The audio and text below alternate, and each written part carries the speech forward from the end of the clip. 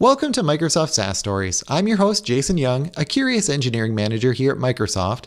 And in this episode with Flyte, we'll hear how they built a comprehensive SaaS business with Azure, Teams, and Power Platform.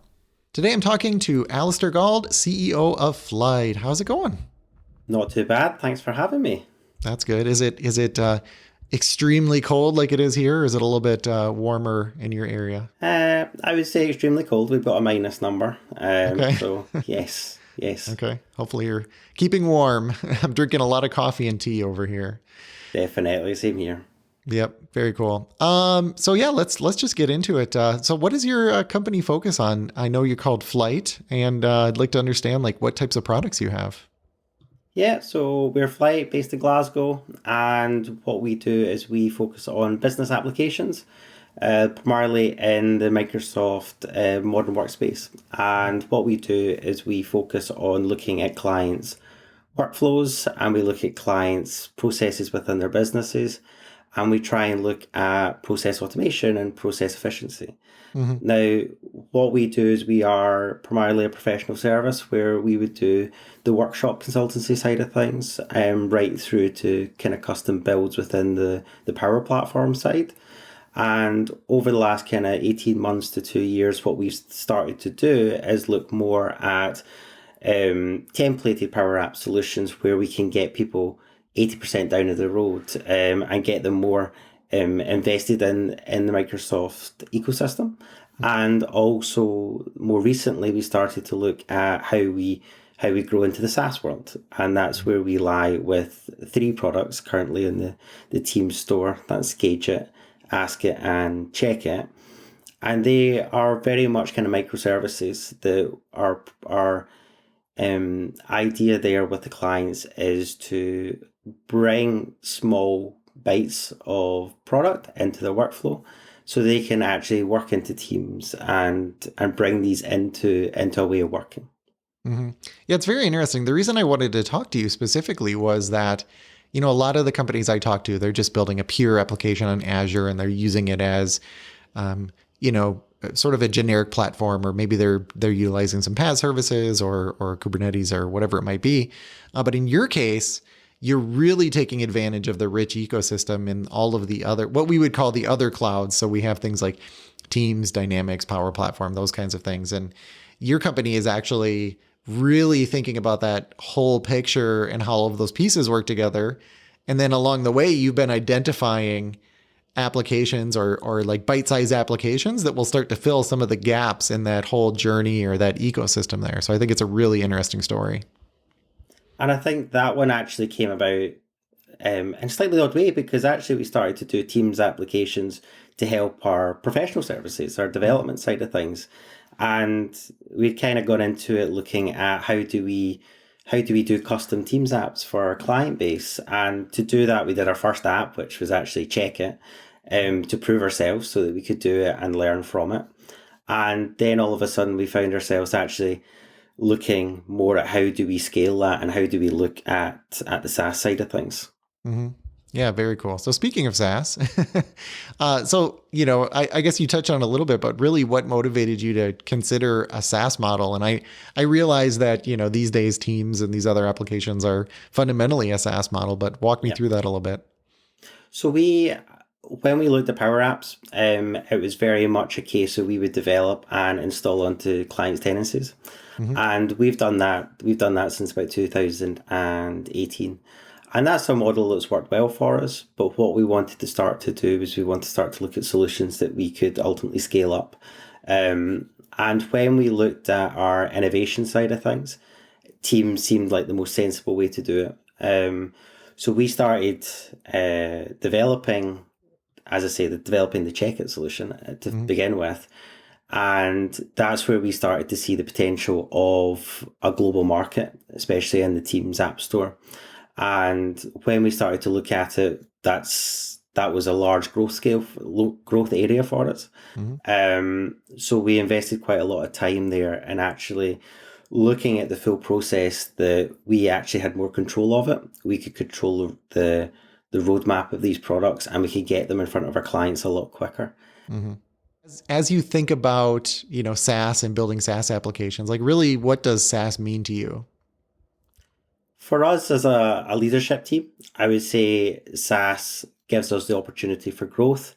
Mm, Normally, what we'd have had to do with our existing Power Platform solutions is we're very limited in the way we work. And because we're having to deploy these solutions onto the mm, client's tenancies, we wanted to evolve and we wanted to look at how we could refine that process and actually create a more controlled life cycle of the product.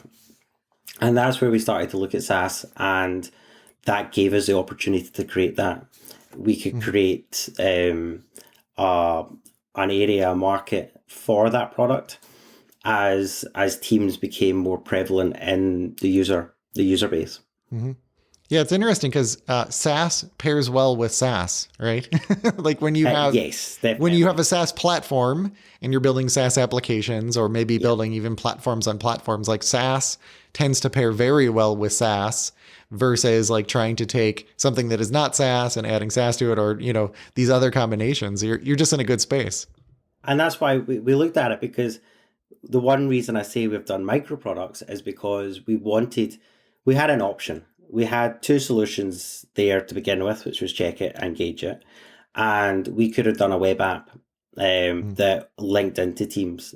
But what we wanted to do is people were already using Teams, so why not keep them in that environment?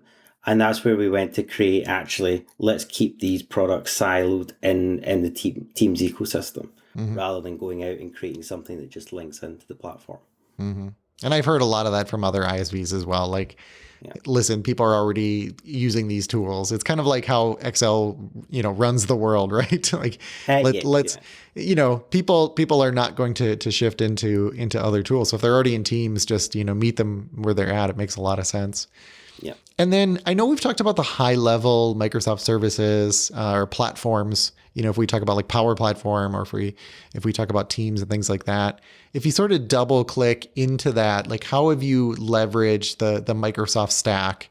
Like are you, of course I know the answer to this, but are you using Microsoft Graph, and like what other technologies under the hood are really helping power these SaaS applications? So we're using Microsoft Graph. That is one of the big important parts of it. And leveraging for the architecture side of things, we're leveraging Azure. Mm-hmm.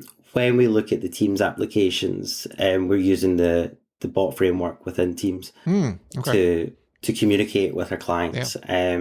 The Gadget product's an interesting one because what we're ultimately doing is using Microsoft Graph to read AD and get the manager's reports. And what we're doing there is we're able to send that bot message to the reports each day to get their anonymous feedback from the users. So we're using a whole host of different things to bring the solutions together. Okay. And then what kind of pricing model are you using? So that's an interesting one because the two products use different pricing models. Mm, So when we looked at Gauge It, it was very, very prevalent the way we should license it. It should go mm, to a per user structure. And that's ultimately because each person who was engaging with the product would need the license. It was all fine. The architecture worked for it. And we set that up with a 30-day free trial and then moving over onto a per user license. The Check It product, that product there was a messaging extension that goes into a channel. And what that ultimately did was brought the product into a channel where you're engaging with different members of the team, external users who are in that team. And what that ultimately meant, it was quite challenging to lock the product down on a per user basis. So actually, that product there is licensed as a per tenancy license. mm. Okay. Really interesting. And then as you think about like as you were building this, the biggest challenges, what do you think those were? And were they mostly business? Were they mostly technical? Depends who you ask in the business. I would, when we look at the engineering team first, I think what we would say is the technical challenges that we faced is we originally did our first Teams app per se back in 2020, Mm, and it didn't go to plan. It ultimately was a failure, mm, and that was because the technical the technical aspect of it was we were too soon for some aspects of it. Mm. And then when we came to redo these products in 2021, what we were tend to find is the rate of change that Microsoft were going through with the development of the Teams platform. A lot of the documentation that we were engaging with and reading were a couple of months out of date, but they were enough to just actually cause us a wee bit of complication Mm-hmm. in the development cycle. And actually, we found ourselves quite lucky because we actually got a good contact down at Microsoft, and the Teams team down there actually managed to sit with us and help us guide our way through some of the more challenging technical aspects of it. The business side of things, I would definitely say it's around the learning that came with creating a SaaS product. When we deal with a professional service side, you know the client, you're engaging with them through the sales process, and you can kind of have that two-way conversation. When it comes to SaaS, you're relying quite heavily on them discovering the product themselves, downloading, engaging with it. And one aspect I think the business side of things struggled on was how much kind of marketing you had to build around these solutions to actually get the traction needed. No, those are fantastic insights, right? You're right. There is no person that is telling you I'm paying you, this is what I want you to build. So Yes. you have to figure that out yourselves. And then just because you build it doesn't mean that everybody's going to use it. Like if you're building something for a particular client, of course they're paying you to do it and the money is instantaneous. But if you're just throwing something out there into the world, now you have to go out there and, spend marketing dollars or figure out how to acquire those customers. And because of that, we've recently actually looked at our leadership team, and Mm-hmm. we now have expertise they come from a SaaS background, which has helped kind of guide us through that process, and has kind of helped us drive towards a structure that helps take the products from the incubation period out and kind of grow it. That's a really key insight. I mean, you have to have those skills within your organization. We like to think that we just create something and people will find it. And that might be, the case somewhat, but there's a reason why marketing teams exist for sure. Definitely. Yeah. So as you built this too, was there anything that you wish you had done differently? I mean, I know there were the challenges you ran into. Is there anything big that you would have changed or done differently along the way? If I were to do it again, I think what we'd looked at is the kind of funding side of the applications. Hmm. When we started the product, we were very lucky and we're in a good place that the professional service side of the business ultimately allows us to spend the time to develop these products. And the expertise that I just said we brought into the business, I would have probably looked at how we brought them in a wee bit sooner. Um, the the side of the things that we didn't quite expect was the support side of the product when it went live. So looking actually at when we started this, we had our idea, we had the architecture of it, Mm-hmm. and we know how we wanted to get it out to the people. The side that we weren't too sure about, and probably actually looking back, we would have done a bit more digging, was the side either side of it, so like the licensing side of things. Mm-hmm. That played a big part on us because we had developed these products. They worked in dev. We could test them, Mm-hmm. but when it actually came to go into production, we hadn't fully committed to the side of building the licensing structure around it, and that actually added on quite a few months of development. And then out with that, it's kind of things like support. How do you capture bugs? How are you communicating and getting feedback from the users that are starting to adopt your product? So if I was to start it again, I would probably have the knowledge that we need to look at the parameters, not just in development cycles, Mm-hmm. but it's all the stuff that go around creating these solutions. Exactly. There's all these other pieces that help support it. So how did you really help your engineers then think in SaaS? Because there were all these pieces that maybe they weren't thinking about. originally.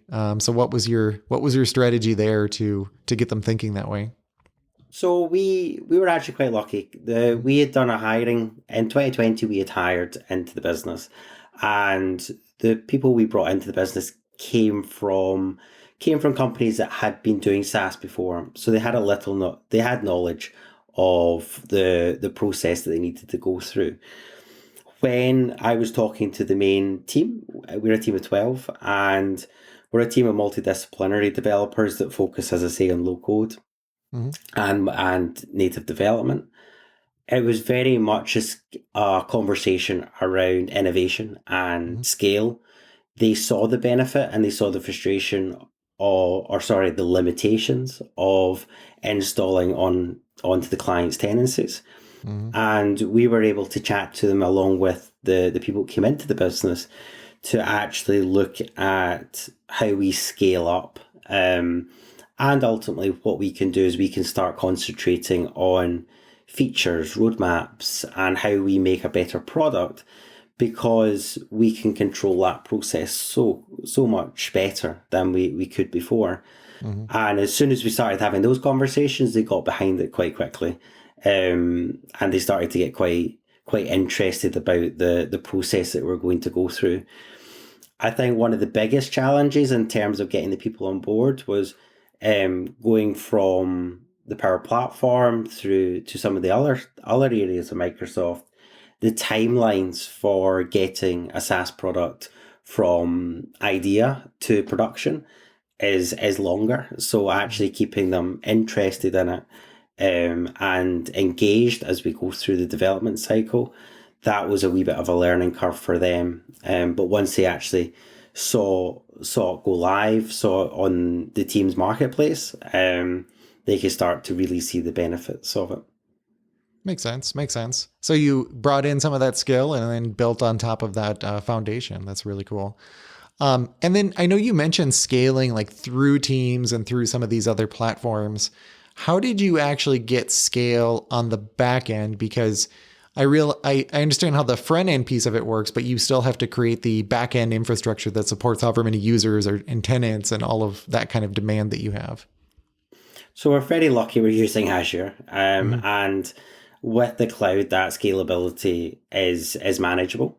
Hmm. And in terms of the process drive, the when we were creating these, we have the managed service side of the business, which was very much focused on supporting users and Hmm. getting bugs, capturing them, getting them to the team so that we can work on them. So we had a rough process to go off of when we were starting to create that, how we wanted to work for the SaaS side of the business. Hmm. When we started to scale it, it was very much how can we automate certain processes, Hmm. and how can we actually get relevant information back to the developers quick enough that we can fix it so we can keep moving forward. Um, but yes, we're very lucky that Azure allows us to scale. Yeah, exactly. And then what about security? Like how did you do this and build this in a secure way? So the managed service side of the business, which I kind of touched upon,